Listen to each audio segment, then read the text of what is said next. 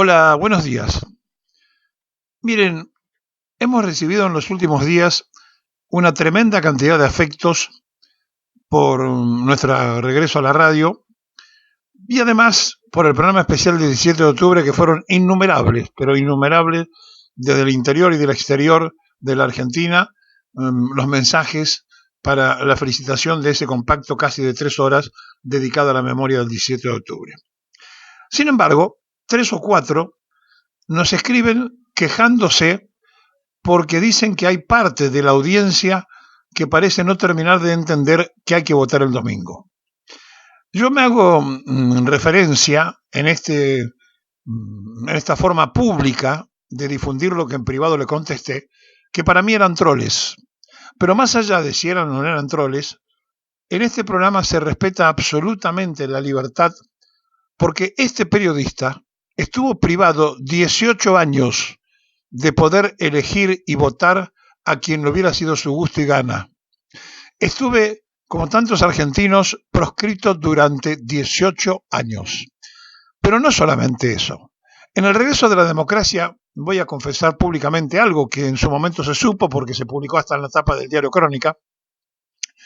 Cuando era relator deportivo, cierto día, transmitiendo para Radio del Pueblo El Ascenso, fui a transmitir un partido en Rosario, de Rosario Central y Racing en la B. El día posterior, el domingo, jugaba Newell's Old Boys y Boca.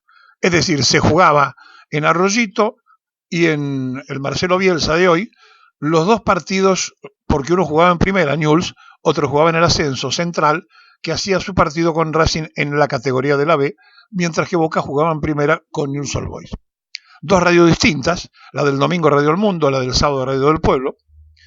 En un momento determinado, en el estadio de Rosario Central, el día sábado, primer partido que había que transmitir, surge una voz misteriosa en la línea que me dice: no vas a salir al aire.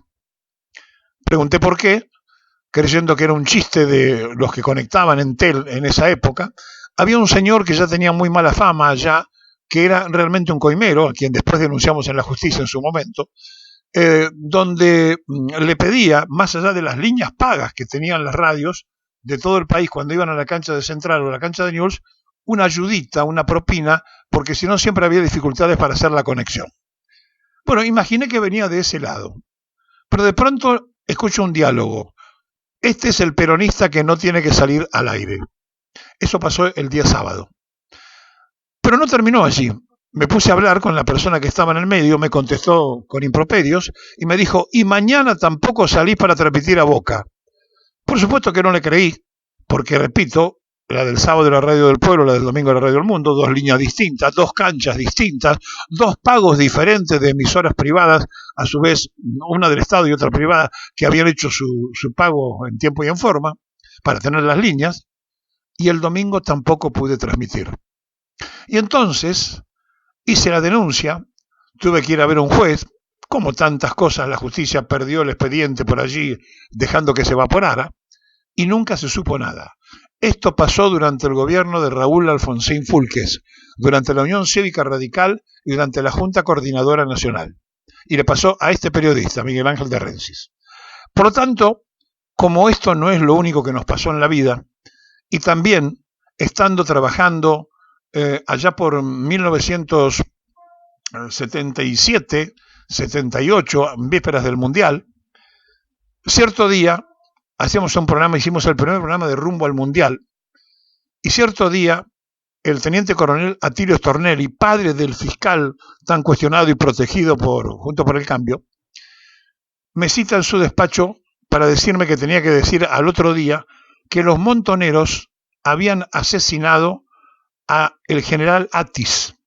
El general Atis había sido el primer responsable del ente autárquico mundial 78. Yo le contesté: mire, teniente coronel, Montonero no existe más. Usted tiene que decir mañana esto. Por supuesto, yo el otro día dije que había muerto Atis, pero no dije que lo había matado Montoneros.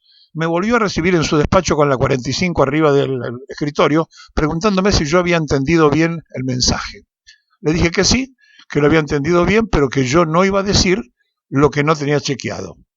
4 o 5 días después, tuve la información de que la Marina, por orden de Macera, había mandado asesinar al general Atis para que Lacoste manejara la caja millonaria del ente autárquico mundial 78. Aquel que João Belange le salió de testigo diciendo que le había prestado plata cuando era el titular de la FIFA, el brasileño, para cubrir a Lacoste, que era el máximo responsable de la Copa del Mundo del 78. Pasó el tiempo, en la cancha de Talleres de Remedio de Escalada se hizo un partido entre el equipo de periodistas deportivos de la organización nuestra de Fútbol Color y los del ente autárquico mundial 78. Y aquel día fue a jugar un partido de fútbol el general Merlo, que había reemplazado a Atis, pero ya con menos poder que el general del ejército. Lo miré fijo a los ojos, le conté lo que me había pasado, me dijo que él ya estaba enterado, pero que no se podía meter en una cuestión de armas. No me dijo, fue la Marina, pero me dio a entender que por ese lado había que buscar la excusa. De estas tengo varias para contarles, que no vienen al caso, sino simplemente para justificar por qué en este programa se tiene absoluta libertad para disentir con todo lo que nosotros decimos. Porque a nosotros nos prescribieron, porque a nosotros por peronistas nos maltrataron, porque a nosotros nos perjudicaron, porque a nosotros no nos dejaron trabajar con libertad simplemente por pensar de una manera política. Pero ¿saben algo? Nosotros siempre permitimos a los demás, porque el peronismo siempre hizo un frente electoral con los que pensaban distintos, porque hicimos presidente a Solano Lima, porque lo hicimos candidato a presidente a Luder, que había votado por la Unión Democrática junto con Robledo, y después pegaron el salto para el lado del peronismo allá en el 46. Sí, hay que saber convivir. Por eso cuando Sergio Massa habla de un gobierno de unidad nacional, nosotros votamos por ese gobierno de unidad nacional, no por la motosierra, no por ir a buscar a un sector del pensamiento argentino y extinguirlo para siempre.